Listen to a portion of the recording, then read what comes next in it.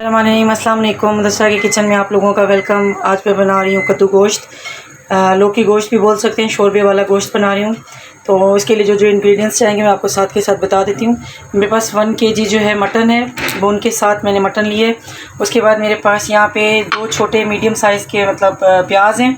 और ये मिसालें मेरे पास, मिसालों में मेरे पास 1 टीस्पून नमक, 1 टीस्पून मैंने कुटी हुई ये पिसी हुई लाल मिर्च ली है, और 1 टीस्पून से कम मेरे पास दरदरी कुटी हुई लाल मिर्च है। और इसमें 1 दालचीनी का टुकड़ा है, 3-4 लौंगे, 3-4 काली मिर्चें, और बस ये खड़े मिसालों में ये, और सूखा धनिया पिसा हुआ, और हल्दी।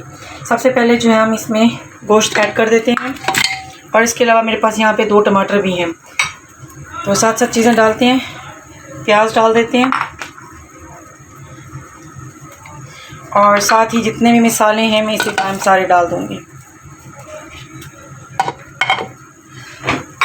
और इसके बाद डाल देते हैं इसमें टमाटर।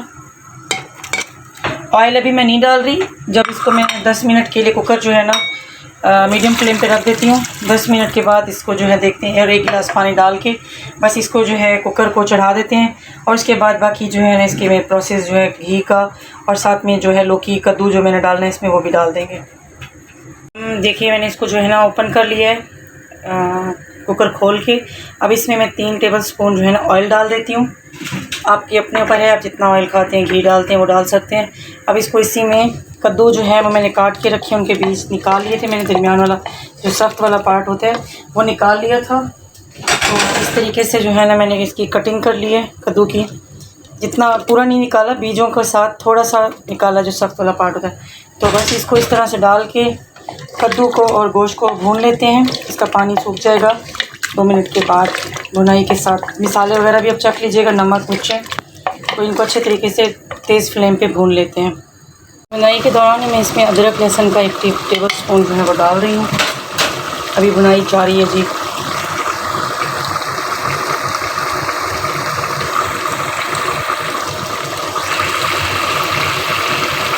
इसमें अच्छी खासी होगी, ऑयल के ऊपर आ गए। इसमें 5-6 जो ये वाली मिर्ची होती है ना पाकिस्तानी वाली, मोटी मोटी मेरी जैसी, ये डाल दी है। और इसमें मैं 1 कप जो है ना पानी का डाल के बस इसको हल्की आंच पे थोड़ा 5 मिनट के लिए पका लेते हैं। ये अपना खूबसूरत सा कद्दू और मटन जो है ना इसमें डालते हैं, डिश को भी खूबसूरत कर देंगे। शोरबे वाला जो है ना कद्दू गोश्त, हाय हाय हाय। ये तो कद्दू और गोश्त चाहे चिकन में हो, मटन में हो, चने की दाल में बहुत पसंद है। आप लोगों को कैसा लगता है? और इस पर थोड़ा सा धनिया जो है ना ये डाल देते हैं।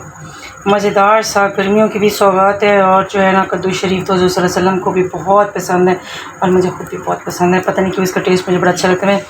कद्दू का हलवा भी मुझे मतलब बहुत पसंद है, कद्दू की खीर भी पसंद है, और कद्दू से बनने वाली हर चीज़ पसंद है। तो भाई जो मुझे दावत पे बुला रहा है वो मेरी किसी न किसी डिश में कद्दू का जिक्र ज़रूर रखिएगा, कद्दू ज़रूर बनाएं। तो दुआ में याद रखिएगा, अपना ख्याल रखिएगा बहुत ज़्यादा, और चैनल को सब्सक्राइब करना, लाइक करना, कमेंट्स करना मत भूलिएगा।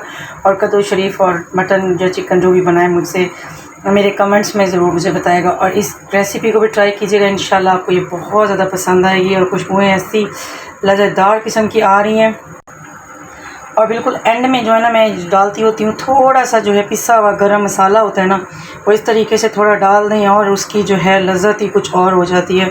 और खुशबुएँ जो है ना घर में महक जाती हैं। जो घर का नॉर्मल आपका गरम मसाला जो होता है ना पिसा हुआ आप लेते हैं, वही वाला गरम मसाला। और फिर देखिएगा, इसका टेस्ट चेक कीजिएगा, और मुझे दुआ में याद रखिएगा। Thank you so much. अल्लाह हाफिज़। अपनी दुआ में याद रखिएगा, और चैनल को फिर कहूँगी सब्सक्राइब करना मत भूलिएगा। अल्लाह हाफिज़।